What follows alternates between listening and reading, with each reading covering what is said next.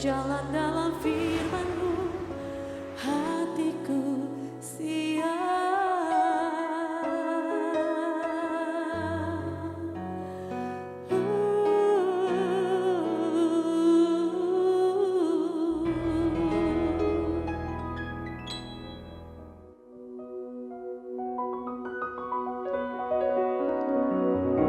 Salam, God lover yang dikasihi oleh Tuhan Yesus Kristus. Apa kabar malam hari ini? Apakah kita semua bahagia?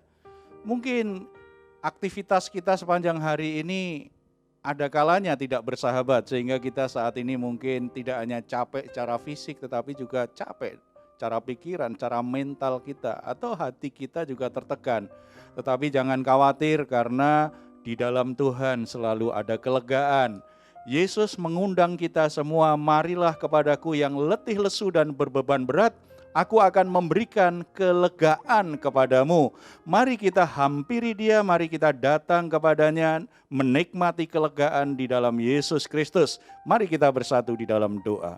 Bapa di surga, kami bersyukur karena di dalam Yesus Kristus kami semua beroleh pengharapan, kami semua beroleh kelegaan di jiwa kami. Kami saat ini menghampiri Engkau dengan keletihan kami, dengan beban berat kami.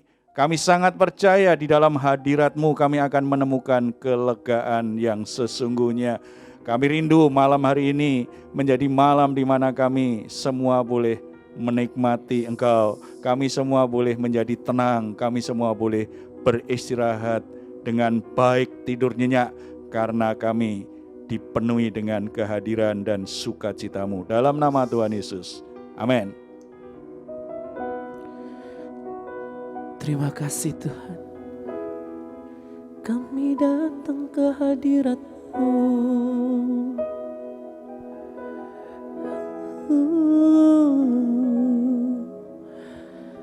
Tangan Tuhan sedang merendah suatu karya yang agung mulia. Saatnya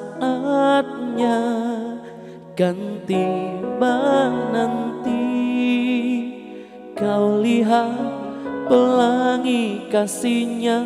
Tangan Tuhan, tangan Tuhan sedang merendah suatu karya yang agung mulia. Saatnya kan tiba nanti, kau lihat pelangi kasih-Nya.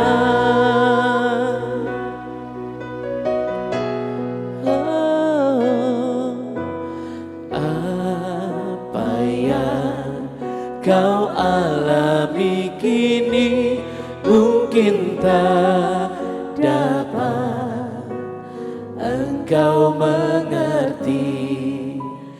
Cobaan yang engkau alami tak melebihi kekuatanmu.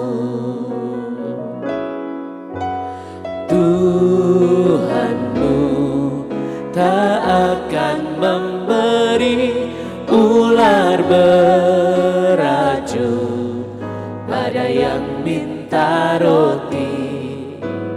Satu hal tanamkan di hati, indah semua yang Tuhan beri. Tangan Tuhan, tangan Tuhan sedang merendah suatu karya yang agung mulia.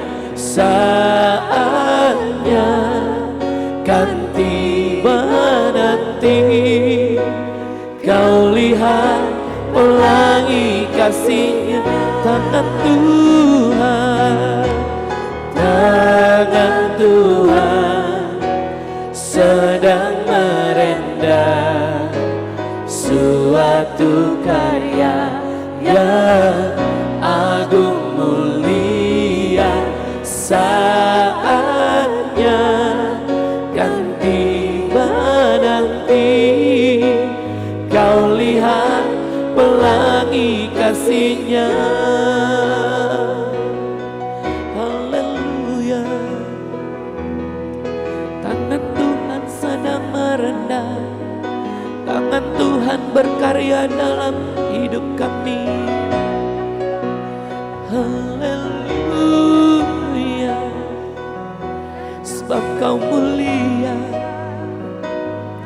Kau Allah yang perkasa, Allah yang penuh belas kasihan. Sebab tiada yang seperti-Mu. Haleluya. Terima kasih Tuhan. Sebab Kau Allah yang mulia, janji-Mu seperti fajar Tuhan.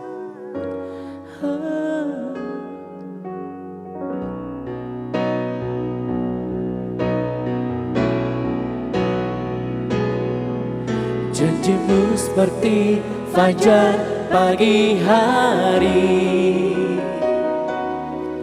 yang tiada pernah terlambat bersinar. Cinta-Mu seperti sungai yang mengalir, dan ku tahu betapa dalam kasih. Sebab janji-Mu Tuhan, janji-Mu seperti fajar pagi hari, yang tiada pernah terlambat bersinar. Cinta-Mu seperti sungai yang mengalir, dan ku tahu betapa dalam kasih-Mu, dan ku tahu betapa dalam kasih-Mu. Ku tahu betapa dalam kasih-Mu. Puji Tuhan, karena Tuhan mengasihi kita, janji Tuhan sungguh indah, dan Tuhan menerima setiap orang apa adanya, karena setiap orang berharga di mata Tuhan. Amen. Malam hari ini kita akan sharing tentang rasisme. Kadang-kadang kita mengalami diskriminasi di keluarga, di masyarakat, atau di tempat kerja, dan itu pasti membuat yang menjadi korban itu nggak nyaman dengan dirinya, dan relasinya bisa jadi buruk gitu ya. Apa ada yang pernah mengalami perlakuan rasisme seperti ini? Saya pernah ngalamin Pak. Waktu saya di kantor lama, karena saya tuh dari suku di luar suku mereka. Jadi mereka tuh terlalu menintimidasi ya, lebih tepatnya karena mereka tuh tidak suka, dan kebetulan di kantor itu hanya saya berbeda suku.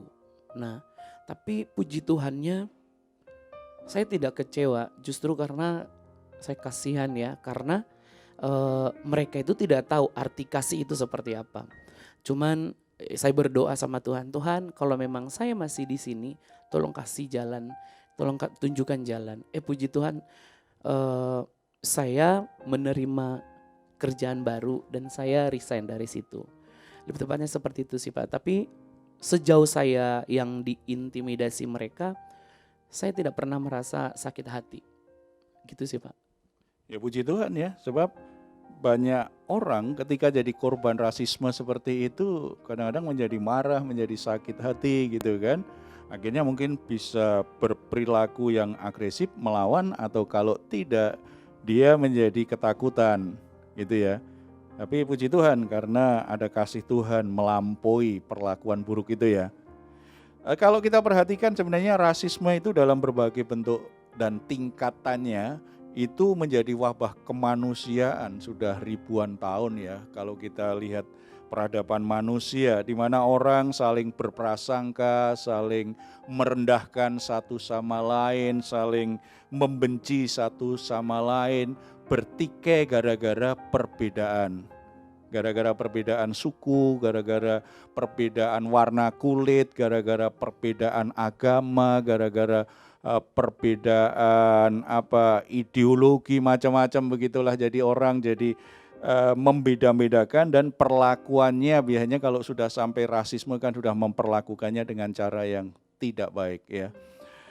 Dalam perjanjian lama Allah memang membagi bangsa Israel dan bangsa non-Israel, orang Yahudi dan non-Yahudi. Tapi tujuannya sebenarnya bukan rasisme yang membuat akhirnya terjadi konflik, tidak. Tuhan ingin ketika Tuhan memilih orang-orang Israel, umat pilihannya itu bisa melayani, bisa menjadi berkat bagi bangsa-bangsa yang lain. Tetapi sayangnya bangsa Israel akhirnya melihat bahwa sebagai bangsa yang terpilih, mereka menyombongkan dirinya sebagai orang yang spesial, orang yang lebih tinggi dari bangsa yang lain. Bukannya melayani, bukannya menjadi berkat, tetapi justru menganggap bangsa lain itu lebih rendah dari mereka dan membenci mereka. Akibatnya terjadi rasisme dalam banyak peristiwa. Sebenarnya kalau kita pelajari di Perjanjian Baru, Yesus Kristus mati di atas kayu salib. Salah satu berkat dari penebusan Kristus adalah menghilangkan sekat-sekat, batas-batas antara bangsa satu dengan bangsa yang lain, antara ras satu dengan yang lain, sehingga semuanya menjadi saudara. Efesus pasal yang kedua ayat 13 dan 14 kita baca, tetapi sekarang di dalam Kristus Yesus kamu yang dahulu jauh sudah menjadi dekat oleh darah Kristus. Karena dialah damai sejahtera kita yang telah mempersatukan kedua pihak dan telah merubuhkan tembok pemisah, yaitu perseteruan.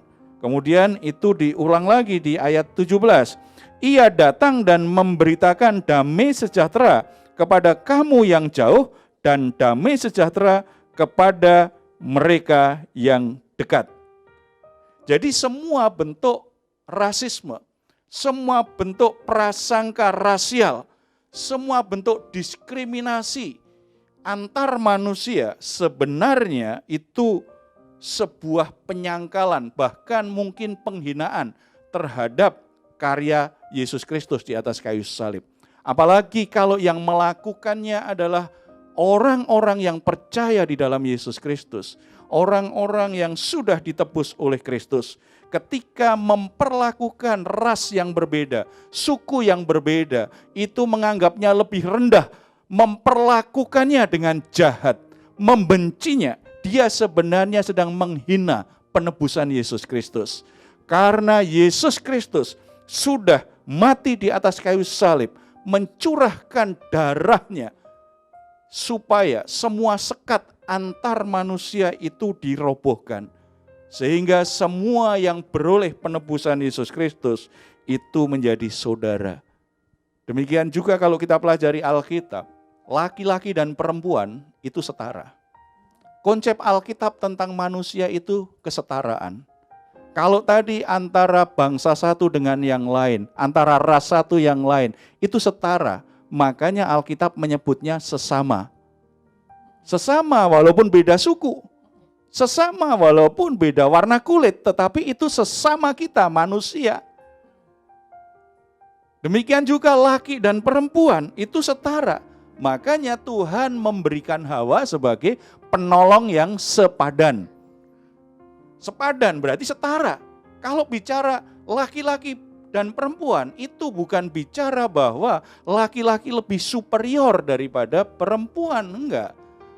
Di dalam Alkitab kita belajar bahwa di hadapan Tuhan laki-laki dan perempuan itu setara. Seharusnya orang tua tidak membeda-bedakan anaknya yang laki-laki dan perempuan.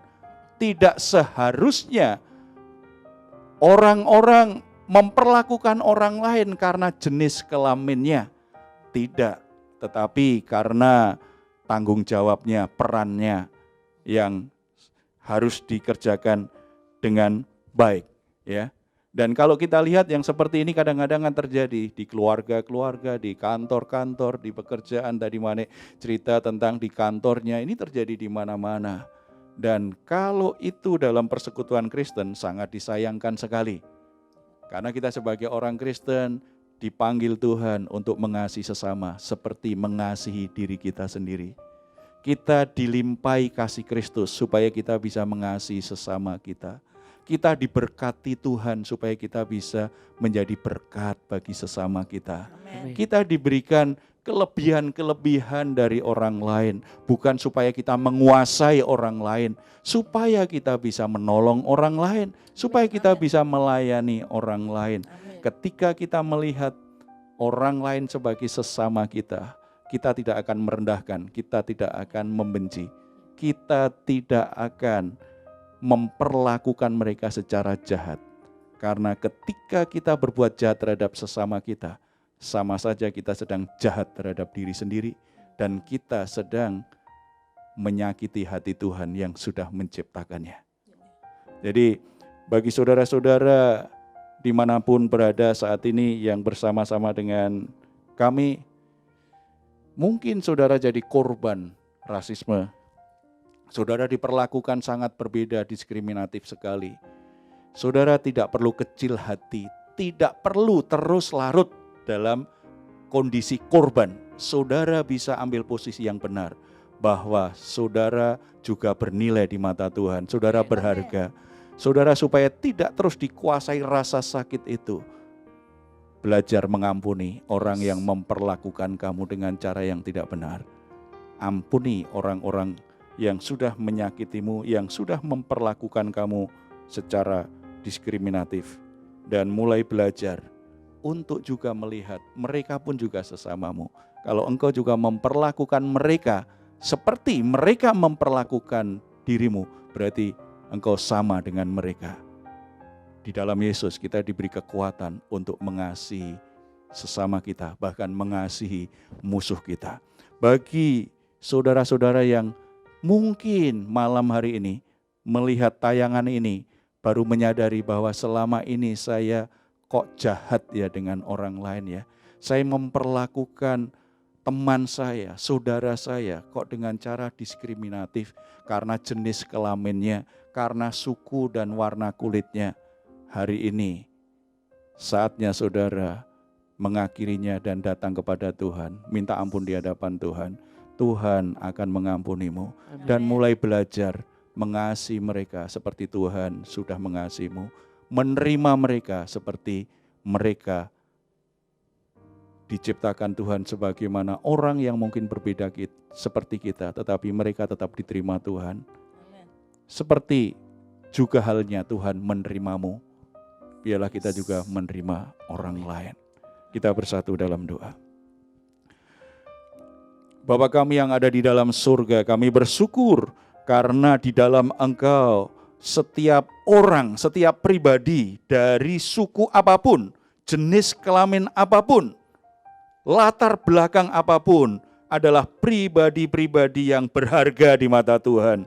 Pribadi-pribadi yang bernilai, pribadi-pribadi yang dikasihi oleh Tuhan. Dan bahkan Yesus Kristus rela mati di atas kayu salib, bukan hanya untuk satu suku bangsa, tetapi untuk semua suku bangsa. Amin. Kami bersyukur karena di dalam Yesus Kristus ada damai sejahtera, tembok-tembok pemisah antara satu suku dengan suku yang lain sudah dirobohkan, sehingga semuanya boleh menjadi saudara, semuanya boleh menjadi keluarga, semuanya boleh saling mengasihi.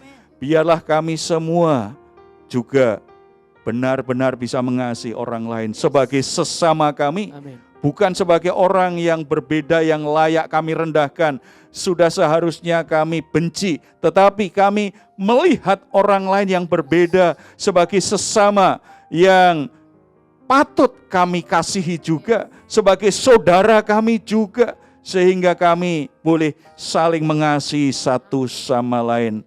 Bapa di surga, ampuni kalau selama ini kami memperlakukan orang-orang tertentu dengan cara yang buruk, membeda-bedakan mereka, bahkan merendahkan mereka, membenci mereka. Tuhan, ampuni kami. Biarlah kami mulai belajar hari ini untuk bisa menerima orang lain yang berbeda dari kami, sebagaimana Tuhan sudah menerimanya, sebagai pribadi yang berharga di mata Tuhan, yang layak mendapatkan kasih sayang kami. Demikian juga kalau selama ini kami jadi korban dari diskriminasi, dari sikap rasisme dari orang-orang tertentu. Bapa, kami tidak mau terus terpenjara dengan rasa sakit, dengan kemarahan karena perlakuan buruk orang lain terhadap kami. Kami ingin mengampuni Tuhan. Kami ampuni mereka sebagaimana Engkau sudah mengampuni kami. Amin. Dan ajar kami mulai tetap bisa mengasihi mereka, orang-orang yang memperlakukan buruk kepada kami.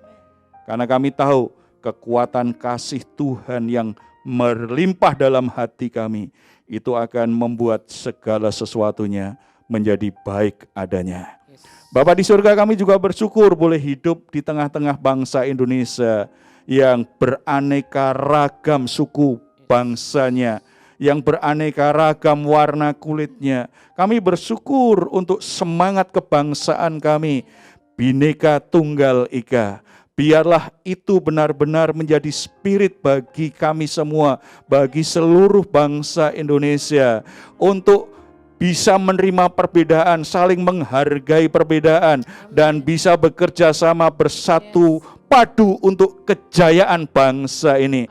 Berkati para pemimpin, setiap orang yang Tuhan percaya untuk membawa arah bagi bangsa ini, supaya semangat Bhinneka Tunggal Ika itu tetap ada dan ditegakkan dengan benar Tuhan. Terima kasih Bapa. Terpuji namamu dalam nama Tuhan Yesus. Amin. God lover yang dikasih oleh Tuhan Yesus Kristus, kalau ada di antara saudara keluarga Anda sedang mengalami pergumulan berat, dan saudara butuh teman, butuh dukungan doa, saudara jangan ragu untuk menuliskannya di nomor telepon yang ada di layar kaca saudara. Atau saudara juga boleh menuliskan komentar atau sharing atau pertanyaan, sesuatu yang mungkin kita akan bahas di Rest and God ini. Saudara boleh tuliskan di kolom komentar yang ada di channel Diaspora TV. Mari kita akhiri, kita ucapkan bersama-sama Mazmur 4 ayat 8 dan 9. Engkau telah memberikan sukacita kepadaku lebih banyak daripada mereka ketika mereka kelimpahan gandum dan anggur. Dengan tentram aku mau membaringkan diri, lalu segera tidur, sebab hanya Engkaulah ya Tuhan yang membiarkan aku diam dengan aman. Selamat malam, selamat beristirahat. Tuhan Yesus memberkati kita semua. Janjimu seperti fajar pagi hari, yang tiada pernah terlambat bersinar. Cintamu seperti sungai yang mengalir, dan ku tahu betapa dalam kasih. Sebab janjimu seperti fajar, janjimu seperti fajar pagi hari,